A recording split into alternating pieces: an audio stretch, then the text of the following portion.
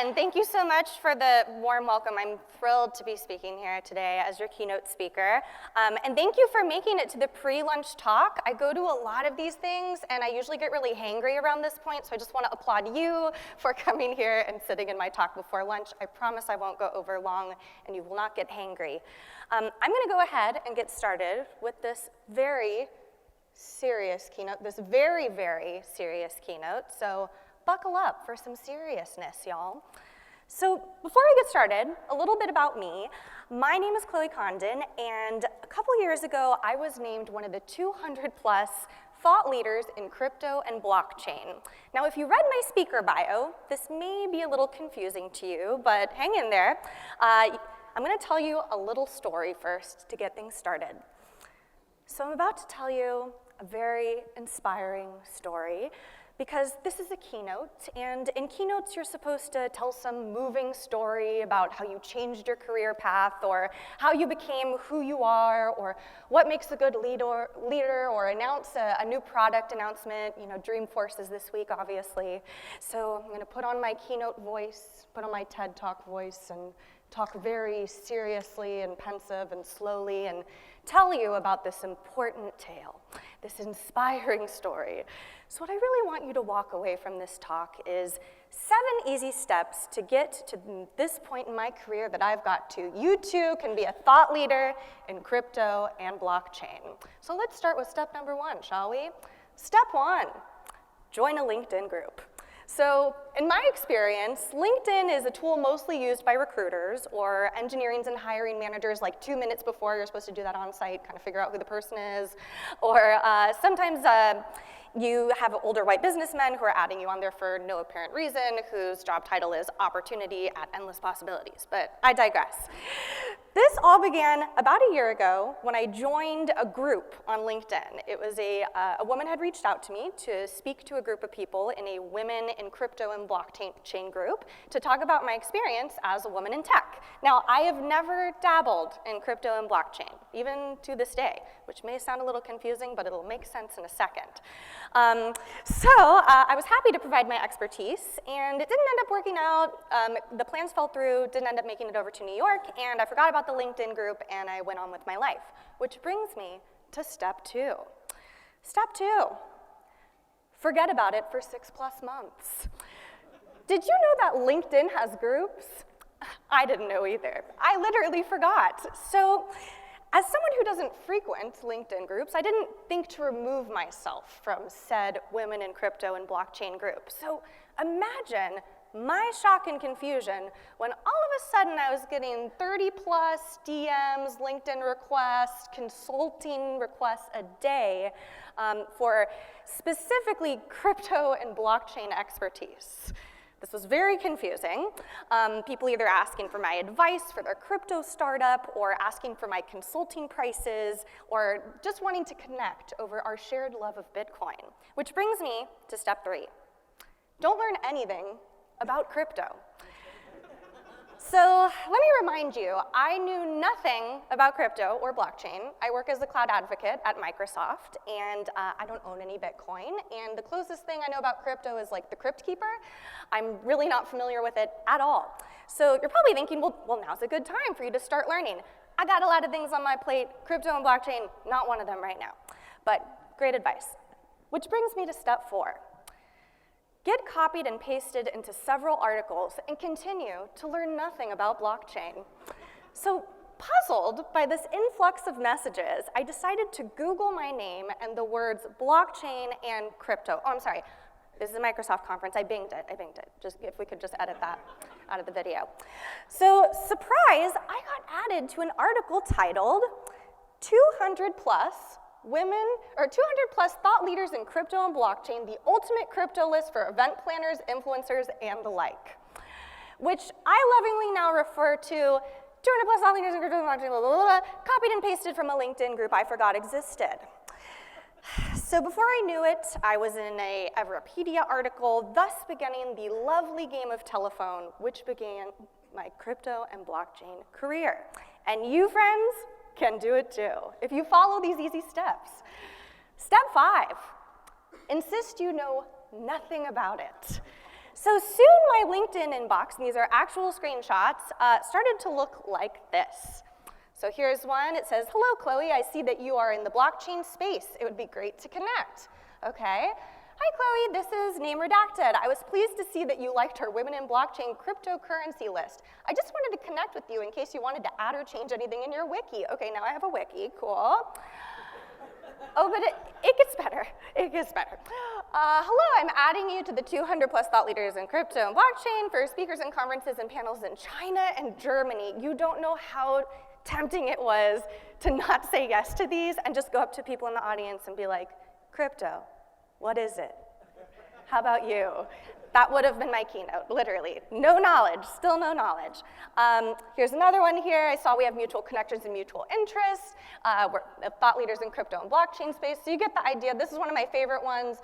This was a property coin ICO that was looking for some consulting. So this still happens to me to this day, which brings me to step 6. Tweet about how ridiculous it is, about how little you know about it. So I just want to make it clear, trust me, I was not putting out any vibes that I identified as a leader in this space. In fact, I was doing quite the opposite. So here's a tweet that I posted, feeling #honored and #blessed to be added to the 200 plus women in crypto and blockchain scene as I know nothing about the subject. So I really saw this as a feat to be an influencer in the space and really do nothing, which led to this. Whoever signed me up for a blockchain list, I hate you. So blockchain and crypto became a big part of my life, even though I was not spending any time researching it and learning it at all. Again, not my expertise. Which then led to a lot of fun things like this, getting added to a lot of blockchain heroes. Oh my goodness, thank you so much. Which leads us to the final and most important step in this, which is put a line in your LinkedIn about how you literally know nothing about it. So here's the kicker. I added a line in all caps to my LinkedIn bio that said, "I do not work in crypto or blockchain. Please do not contact me about it," at the top of my profile. And yet, they kept rolling in. So it took a good 6 to 9 months for it to finally quiet down. I wish I was joking, but this was my life for quite a long time. It's still get inbound inquiries on this. And the messages kept coming in. So the result here, this is all to say, this still happens. The opportunities will roll in by the buckets. All you have to do is get copied and pasted into an arbitrary article. So this is all to say that this still happens, which is why I added this section to my bio. And it says, in February of 2018, she was named one of the 200 plus thought leaders in crypto and blockchain and still knows absolutely nothing about crypto and blockchain. Seriously, not a thing. She considers it one of her greatest accomplishments, which I still do to this day. And that is still on my LinkedIn right now. You can go to my LinkedIn. So that's the end of my keynote. No, I'm just kidding. I thought I would start the talk off with a little fun story. That is actually a true story that happened to me. Since this is a talk about bringing comedy and humor into tech, I figured I'd start things off with one of my favorite funny tech stories. And yes, it actually happened. If you want to read more about it, I wrote an article about it, but y'all get the idea here, this hashtag journey into thought leadership. So, okay, who are you really? I'm not a leader in crypto or blockchain, but my name is Chloe Condon, and here are a couple things that I am. So I am a cloud developer advocate at Microsoft, and my job involves teaching other developers how to use Azure tools through tutorials and talks and workshops and all sorts of fun ways to learn. And I am also a Hackbright Academy graduate. If you are unfamiliar with Hackbright, it is a boot camp in San Francisco that is intended to change the ratio of women in tech by teaching non-traditional background women how to code in Python as well as JavaScript. So I am an alum from there, and I'm particularly passionate about bringing folks into the industry who have non-traditional backgrounds, because I myself have an incredibly non-traditional background, which is that I am a former actress, or as I like to say, a recovering actress. And there's many more quirky photos like this to come, so don't worry. And I'm also a frequent Twitter user. Here's one of my favorite tweets that I accidentally deleted, so this is the only screenshot that exists of it right now. I really like to go to tech conferences and take photos in the women's bathrooms, because if you're ever looking for space to just take a call or hang out, they're pretty empty in there. I encourage you to tweet throughout this presentation. I love when people tweet. That is my handle. That'll be at the bottom of all the slides there. I just asked the front row here if you guys could just get good angles. No, it's a joke. It's a joke. It's a talk about humor, y'all. I want to apologize in advance. I tell a lot of dad jokes. I was raised by a dad, so buckle up. There's going to be a lot of them, so please laugh at things that you think are funny, and if you don't think they're funny, laugh too, because then it'll look great on the video. So, hi, I'm Chloe, and I'm a recovering actress. Thank you. You all can read. So I have to come clean. I was not always the quirky girl wearing a bow in her hair and giving technical tutorials and writing blogs and doing all these tech workshops and conference keynotes. In fact, I was a quirky blonde girl who wore bows in her hair and went to countless commercial auditions and also was a children's birthday party entertainer for a brief stint, which is a keynote in itself. I think I need to do someday. Lots of lessons learned from that part of my life. But here are a couple photos of my previous life as an actress. So I played Fiona in Shrek the Musical. I did some fun little Frank Sinatra shows, Hairspray the Musical. Anybody see the keynote yesterday of Abel and Jessica? They had great wigs. I think this is a theme with our team. We all really love fabulous wigs on the Azure Advocates team. Here's another one of me in How to Succeed in Business Without Really Trying, which honestly I feel like I'm doing every single day in my job.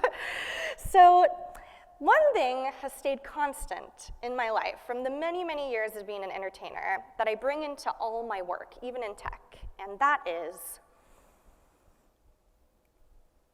my undying love for Clippy.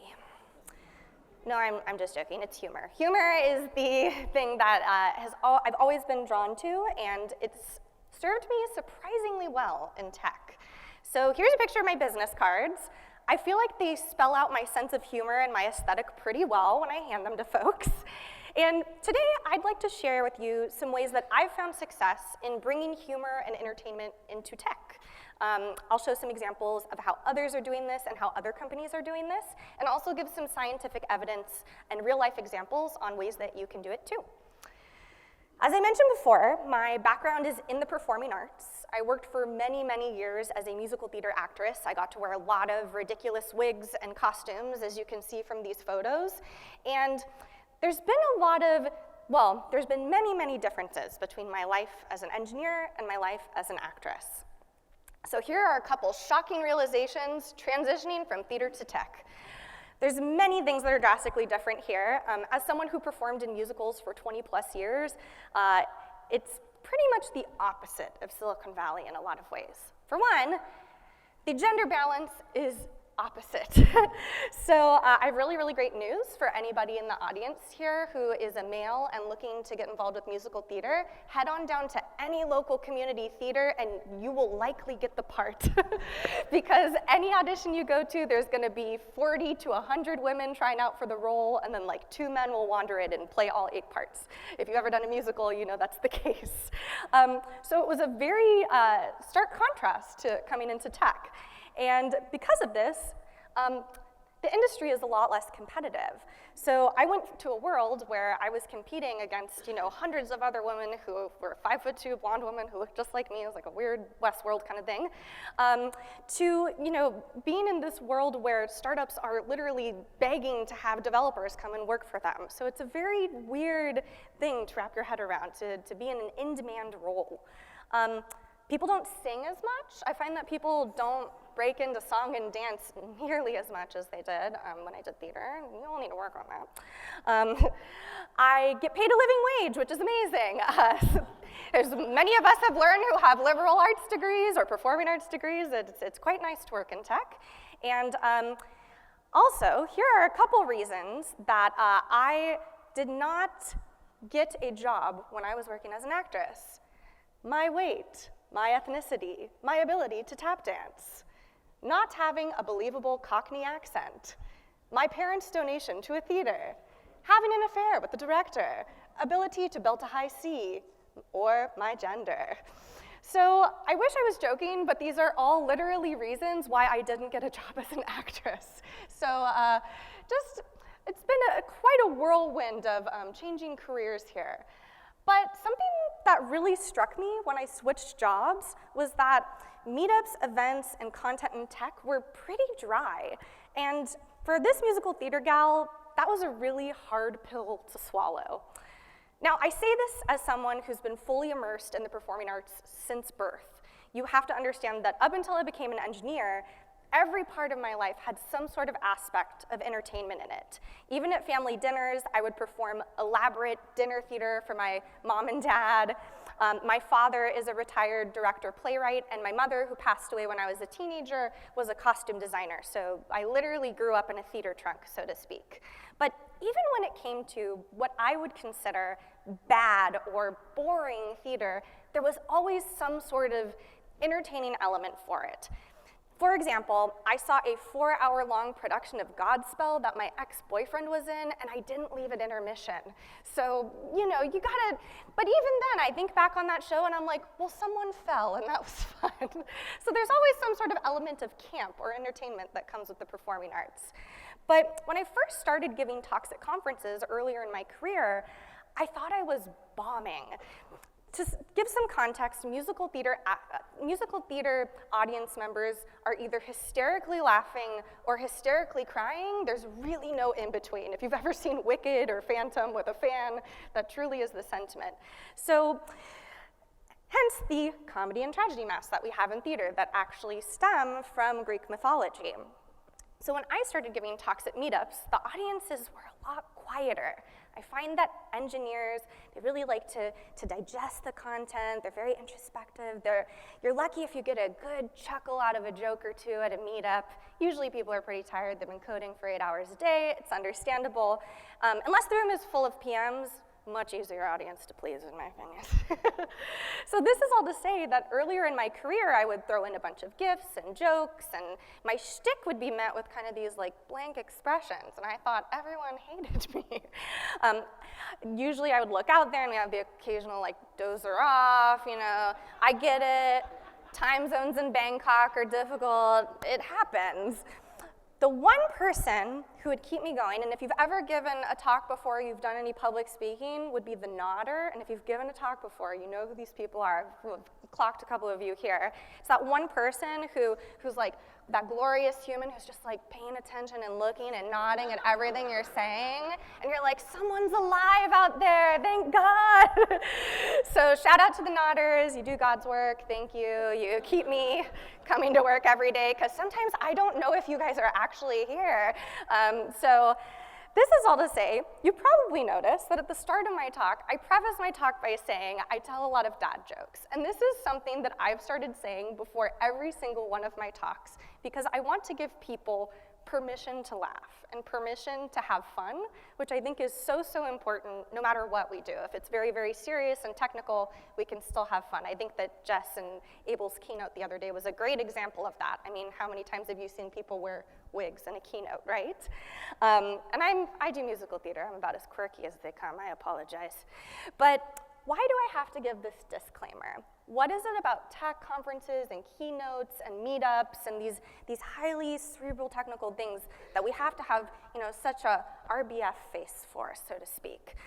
Why have we gotten used to the meetups with the cold pizza and the warm beer and the speaker giving the body language that they would literally rather be anywhere else than giving this talk? Why has that become the norm?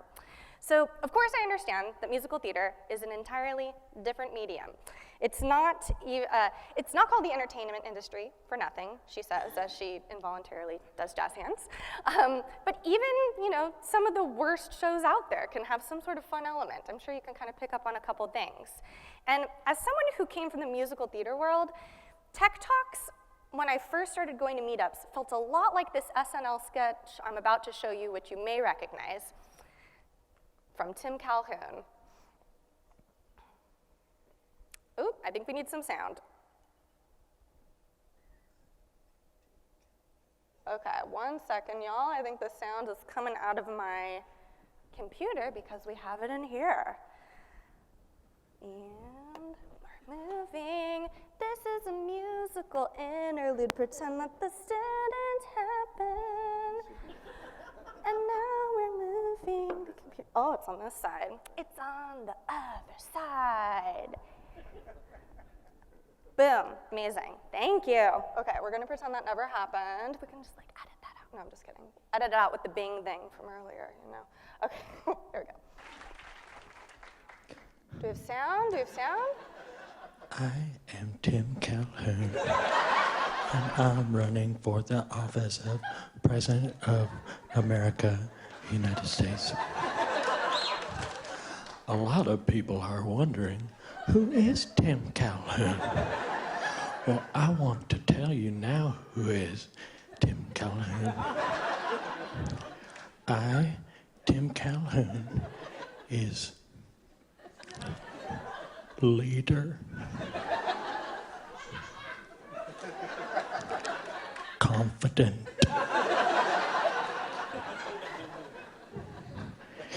economy,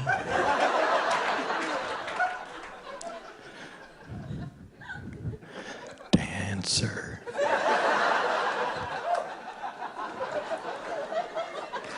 strong, both up here and with muscles. So you get the idea. It was a stark contrast to what I was used to seeing in the entertainment industry. So obviously that's an exaggeration, but coming from the world of performing arts, it felt a lot like this when I would go to meetups. And starting out my career in tech, I had a lot of imposter syndrome about my theater degree. There aren't a lot of theater nerds in tech that actually like saw through the entire 4-year degree and like did the actor thing for a while, because y'all are really smart. And nowadays, I feel like my 4-year theater degree is actually something that is incredibly useful. I mean, sure, I took a bizarre class where I had to pretend I was in a musical about a skeleton woman. And of course, who could forget when I was in a musical about the Cold War called Chess, really a thriller. And of course, my favorite memory of college when my father drove all the way to see me play young whore in City of Angels at San Francisco State University. So this is all to say that anyone out in the audience, well, let me do a quick question here. Anybody out in the audience on your resume have some like weird, like odds and ends jobs on there, like maybe like, you know, birthday party entertainer or like balloon animals, something like that? So I think I'm probably the only person in the room here who has the title of crayon, as in like a crayon, on their resume, because if you have any parents in the house here, maybe people with children in your life, if anyone's familiar with the book, The Day the Crayons Quit, I spent a summer playing blue/yellow crayon in the musical, The Day the Crayons Quit. And here is a very short clip of that.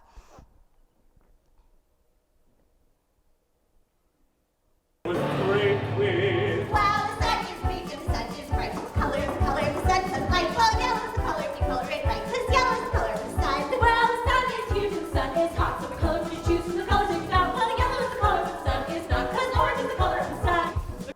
Okay, are you exhausted? Because I am. So I used to do children's theater back in the day because I literally look like a child. And after doing these shows, I would be exhausted. There was not enough Red Bull in the world to sustain me for 60 minutes of this energy, and yet I did it. And there's science behind this. If you've ever attended a children's theatrical performance, and I think we've all seen at least a clip of Sesame Street, you'll notice that there's a lot of colors and sound and music and things that are literally focusing their attention and grabbing them back in. It's an absolute sensory experience all around. So this is on purpose. Why? Because children ages 5 to 6 years old typically can only attend to one activity that's of interest to them for about 10 to 15 minutes at a time. And they generally are able to filter out distractions, but it's usually about the 10 to 15 minute range. But I'm willing to bet that as adults, we have an even shorter attention span. I don't know about you, but sometimes when I'm in a sprint planning meeting, I am itching to check Twitter about like 5 minutes in. So this science, I think, translates to us adult humans as well. And that is why memory hooks are so, so important. If you walk away with anything from this talk, it's this: memory hooks. Because we all have the attention span of a toddler. Making people laugh is one of the fastest ways to break down barriers between strangers and win the prospect's goodwill. So a memory hook doesn't have to be funny. It's 12 o'clock. Okay, cool. Thank you, God. Now, a memory hook doesn't have to be funny. It can actually be an emotional pull, too. So you can think about Don Draper giving one of those pitches in a marketing meeting where he really sells a really good pitch to them. And for anybody who saw Jess and Abel's keynote yesterday, it was so visual. Did you not find yourself paying attention when all of a sudden Fable came up with a crazy wig on, and then, oh my gosh, Abel had that weird blonde wig on for quite a bit? You're gonna remember that talk for quite a bit, I'd imagine. So the beauty of memory hooks is that they catch our brain's attention and they pull us in. And how could you not be pulled in by these wigs? I mean, like, they were absolutely incredible. I literally added this slide this morning because I just could not get over how amazing these wigs were. I was not expecting that, and I'm still laughing at it. Oh, the power of memory hooks. But really the power of wigs. And I'm not suggesting that you go on stage with a wig, that would be insane. But I do give you permission to have fun and get creative with your memory hooks. I mean, you don't have to wear a costume. Speaking of which, I'm getting a little hot in here. And it can be subtle. It doesn't have to be a wig. It can be something just like really, really subtle that, you know, you just slide into your presentation or something, you know? Just like a very subtle gesture that just says, like, I'm here and I'm making a statement. Oh my gosh, my shirt, that's so crazy. Just gonna go back to my slides. Okay. But don't take my word for it. There are a lot of companies and a lot of technical folks out there who have tapped into this magical memory hook secret. And I'll showcase a couple examples of ones that I love that I've seen in the wild. So someone who does this really well is a company that I worked at previously called Sentry.io. They're an open source error logging and reporting tool. And Richard, who works over there as their developer-facing content person, was really wonderful for this. From the start, I knew I wanted to work at this company because the copy on their website sounded like how a developer actually talks. So I instantly fell in love with this. Sentry.io is a really, really cool place. I highly recommend, if you're job searching, to look there. But what was really cool, and what actually really motivated me to apply there, is every single employee who got onboarded got to create their own GIF.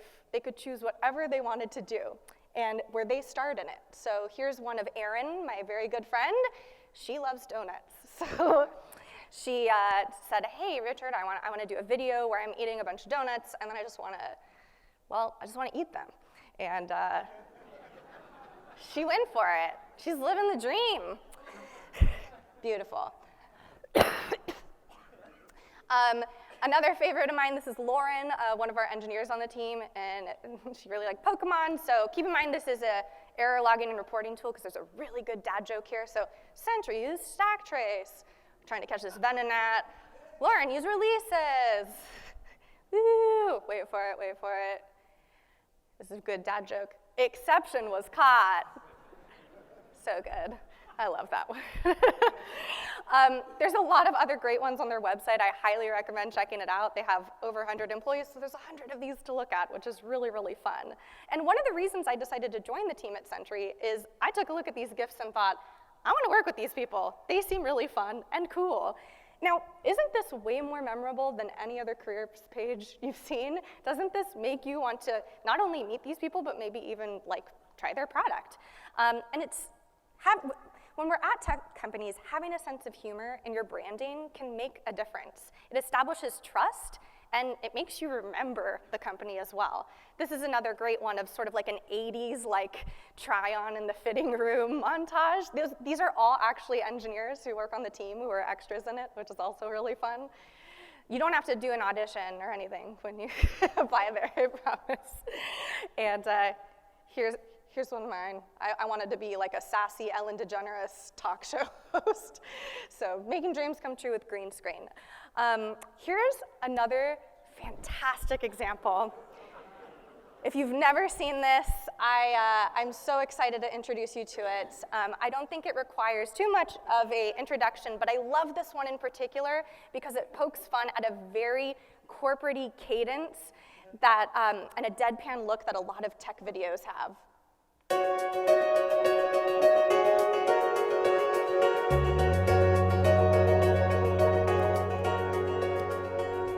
Hi, I'm Barry from the Bitbucket team. Today we're going to talk about the next step in distributed version control systems, or DVCS. Last time we talked about forking code from a central repository whenever a developer wants to make edits. The next step in DVCS is pair programming, and the best way to do this is to spoon. When you would like to spoon with another developer, first signal your intention. When spooning, it is important to have a quiet, comfortable environment so both developers can be productive. There are a few things to keep in mind when you're spooning. Number 1, be gentle. You are both professionals and you are sharing your years of coding experience. Number 2, take turns. No one wants to be the outer spoon all the time. Number 3, arm placement. This will be paramount as it is really difficult to type if your arm goes numb. Here at Atlassian, we have several spooning areas which are optimized for 2 developers to work together. Once a developer is satisfied with the modifications, he can send a pull request. Don't worry, a pull request just means the developer wants to merge code back onto the server. Just think of it like a knife, splicing the code back into the main code base. It's that easy. So DVCS isn't complex. It's just fork, spoon, and knife. Sign up for Bitbucket today and get started with free private code hosting.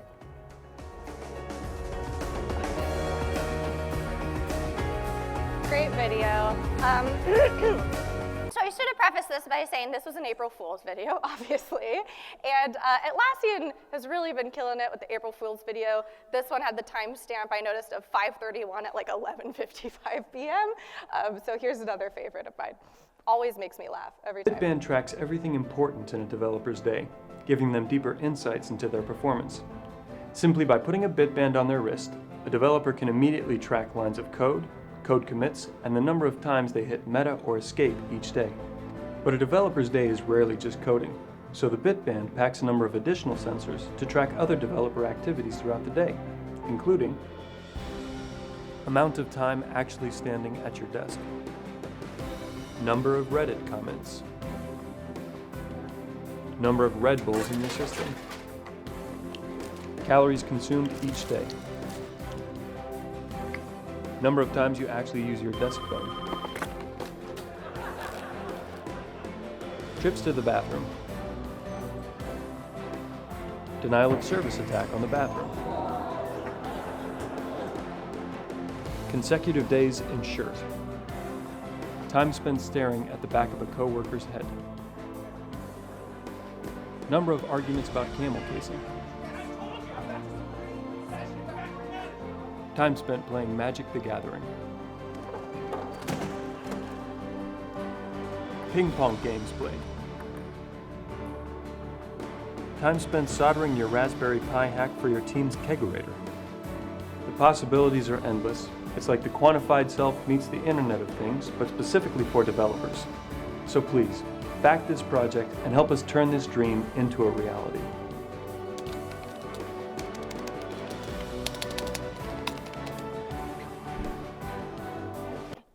That one's absolutely one of my faves. I laugh every single time I watch it. And I think they're purely made for laughs, but it kind of makes you love Atlassian, right? Like you're like, oh, this is like positive brand awareness. I think maybe I want to give Atlassian a try or maybe work there. So this positive brand association thing and also just making it very human and relatable makes a world of difference when you're talking to developers. I think sometimes we forget that we're all humans and we like to have fun and we like a good laugh every once in a while. So I know what you're thinking. You're like, Chloe, But what about all the other days of the year that aren't April 1st? Don't worry, I got other examples for other days of the year. So I want to make it clear, you don't have to work at a quirky, small little startup to do these fun things. Even working at a larger company like Microsoft, I'm able to do some really fun, creative, quirky demos and examples. And here are a couple of my faves that some of the other Azure advocates on the team have done. So gamifying is another great way of adding memory hooks, specifically to tutorials and workshops or even documentation. I've seen companies like Twilio do this really well, just really making the docs a gamified, if anybody's done Twilio Quest before, a gamified fun thing to work through.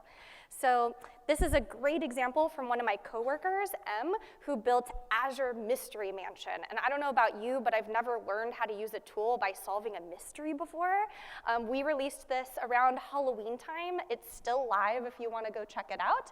You can go to microsoft.com/mysterymansion. And it's such a creative, fun way to not just have to sit through a bunch of tutorials. You're actually solving problems and you're solving a spooky mystery in the process. So gamifying, another really great way to do memory hooks. Definitely check that project out. Here's another one of my faves from another teammate, Paul, who built a really, really cool tool. He went to Japan, he went to Akihabara, and he purchased a bunch of Japanese video games, but they were all in Japanese, and he can't read Japanese. So I think this video speaks for itself here.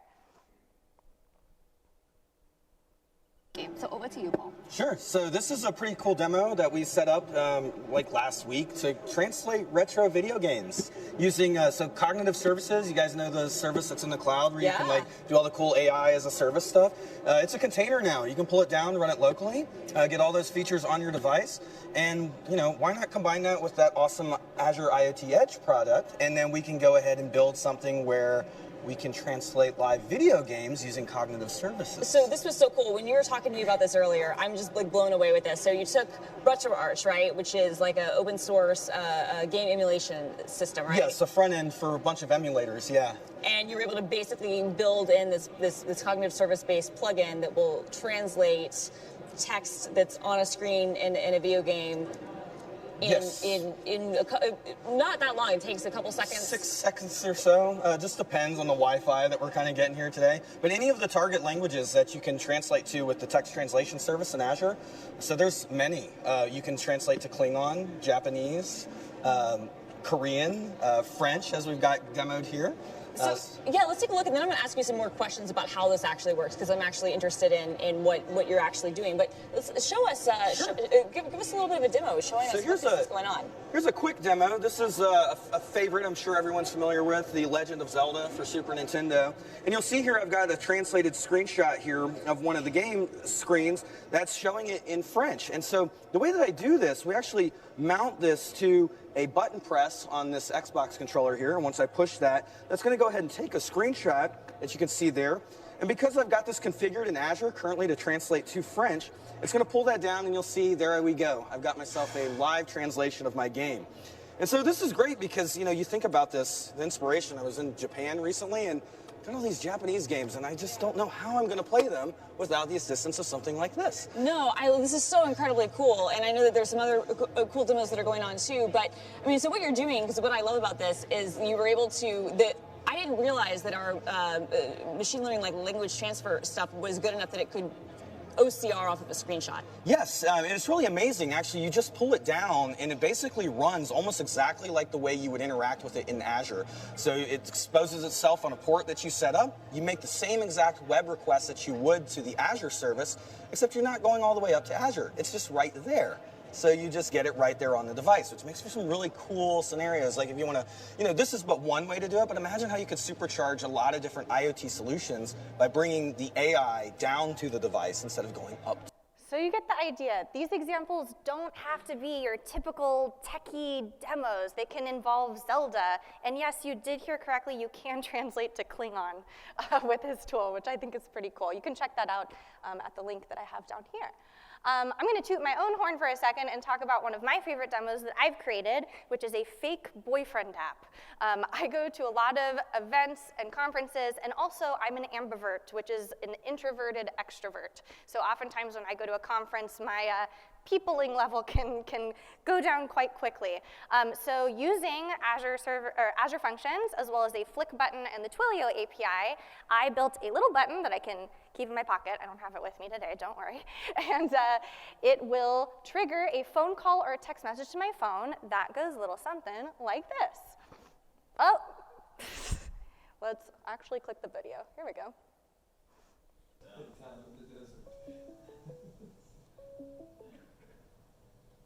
Girl, call me. It is I, your boyfriend. Please call me as soon as you can. It is very urgent.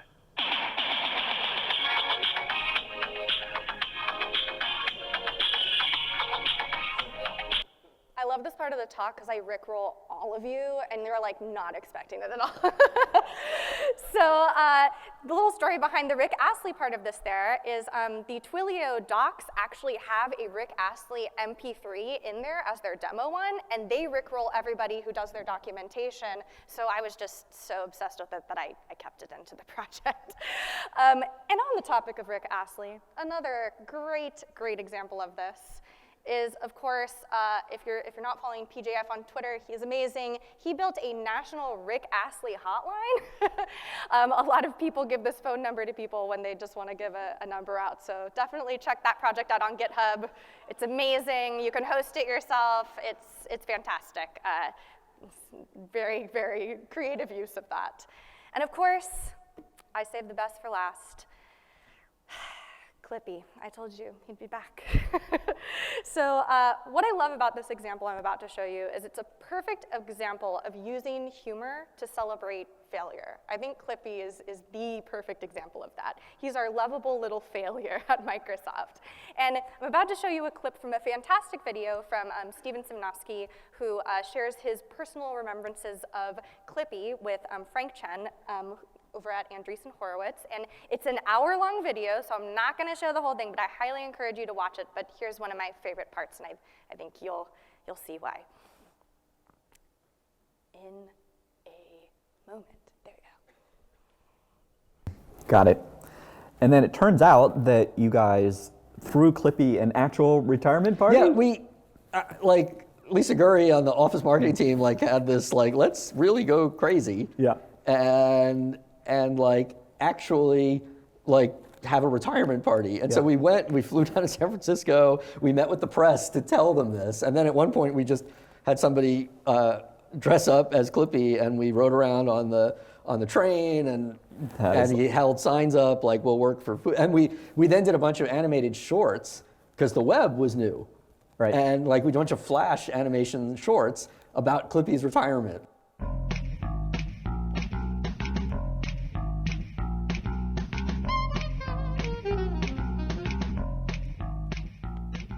Why, hello there. I'm leveraging real-time, legacy-compliant collaborative micro-branding to complete the most important project in my company's history. As soon as I finish this proposal, It looks like you're writing a letter. Would you like help? You little metallic... You little metallic... Try rephrasing your query. For example, print multiple copies of a file will lead to... Stop! Listen. Next to Microsoft Bob, you are the most annoying thing in computer history. You know Bob. He's a friend of mine. Get lost! Didn't you hear? Office XP has put your skinny metal butt in the digital dustbin. Just look.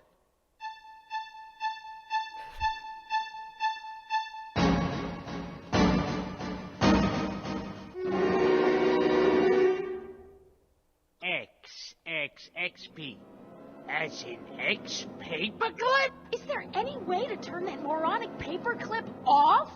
Memo to Bill Gates. If that paperclip pops up one more time... I can't take that thing anymore. I quit. You're toast, pal. I'm going to need you to back out of the cubicle. Oh, really? Office XP, eh? Well, we'll just see about this. Hey, you! It looks like you're writing a letter. Would you like... Beat it.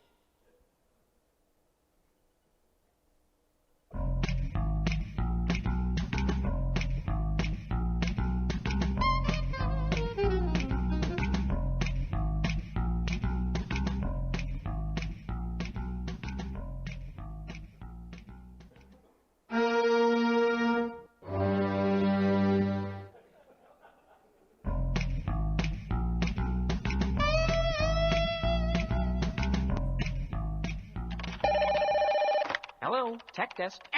Yes, it looks like you're using Office XP. What? Who is this? Don't you miss having a talking paperclip to guide you through common tasks? No! Ow! So, did they upgrade your computer to Office XP? No, not yet. And I hope they never do. Huh? I didn't say that. Hey, nice hat. Thanks.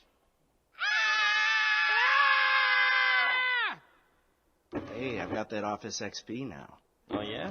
What do you think? Because I hate it. Say what? Hey, when did you get glasses? Oh, hold still. Hold very still. Ouch. I hear we're upgrading to that new Office XP. Yes, I'm setting you up next. Too bad Office XP stinks. But I hear Office XP stinks. Really? Who says that? This plant does. Listen, I'm a tech guy. I make a lot more than this plant. Office XP is a great upgrade, and it doesn't have that paperclip. But I kind of like that paperclip. But I kind of like that. No, I don't. I hate that thing. Hey, plant, you're fired.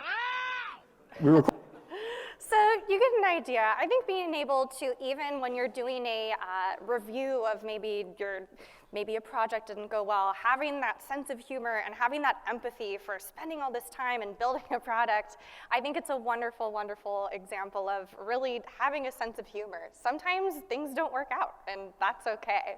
So I saw this tweet a while back, and according to the definition of this, I'm a child, and it says, pro tip, if you find that your work Slack is constantly overloaded with GIFs and memes, etc., try hiring some adults. So I'm probably not the best candidate for that, but I really liked this quote retweet of it, which was from Ricky that said, pro tip, if you find that your work Slack's constantly over-professional with business updates and serious posts, etc., try hiring people with a sense of humor. But I really feel deeply about this, as you can tell from this talk. So I said, pro tip, if you don't want to feel like a robot and enjoy positive company culture and aren't Voldemort himself, try working in an environment that's human, empathetic, enjoyable to be a part of every day. And I really, really do stand by that. And I think that's why we're all here. I think that's why we're all in tech in the first place. We want to build tools that help other people in the world solve problems and succeed. We're all here because we're passionate about tech and we love to solve problems.